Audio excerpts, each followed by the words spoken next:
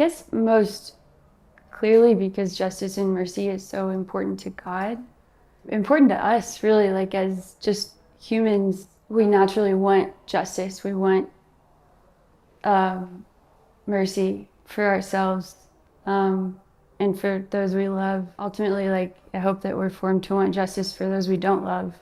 But it's important to the church because it's important to God, and you can see that in the Bible.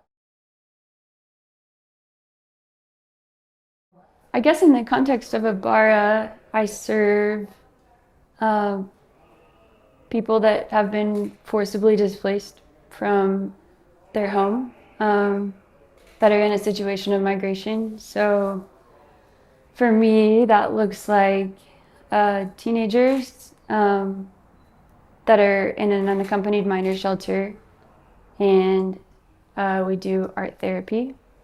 It also families that are in family shelters, Abara, resources shelters. So basic needs like diapers, food, um, infrastructural stuff, and then also like vocational.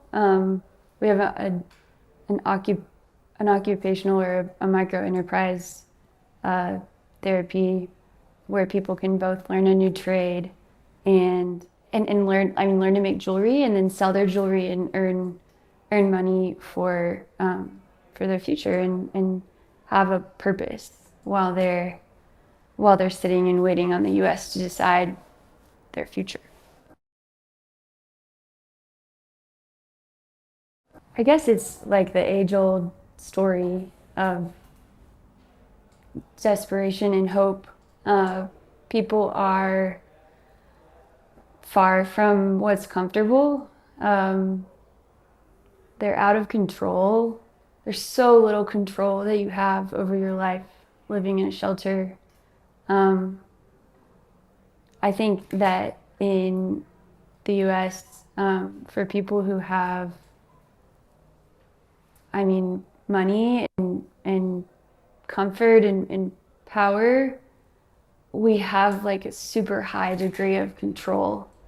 Um, and it's like we can't imagine giving up like the ability to drive and eat what we want to eat and go where we want to go and see who we want to see and because of legal, like you look at someone in a shelter and because of legal implications, because of lack of funds, resources, um, external things like being threatened by a gang or depending on said gang to be able to reach your family member, there's like so little control over the outcomes in your life, circumstances in your life. So I think what inspires me is when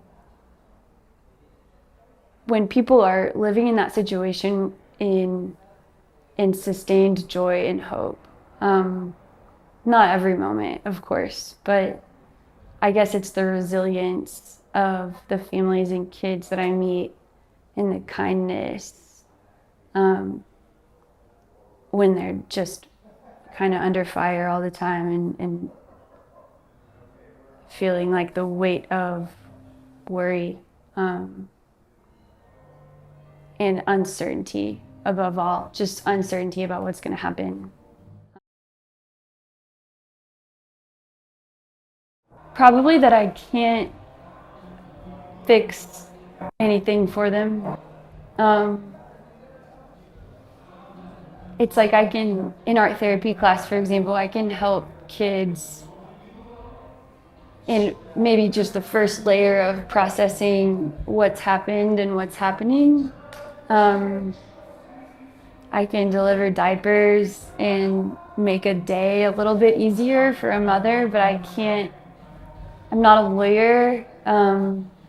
I'm I want to be a DOJ rep, but I'm not yet, and I can't help people fill out their applications. Um, the least I can do is probably translate them, but I guess it's just powerlessness over the bigger forces that are shaping the situation in what is in El Paso for people in migration. Um, it's there's joy and there's like hope in being able to meet small needs and to really to work alongside others that are meeting greater needs than we are. Um, but it's hard to walk with people and connect and accompany, but to be powerless over ultimately what's going to happen and to hold that with them without the ability to change it.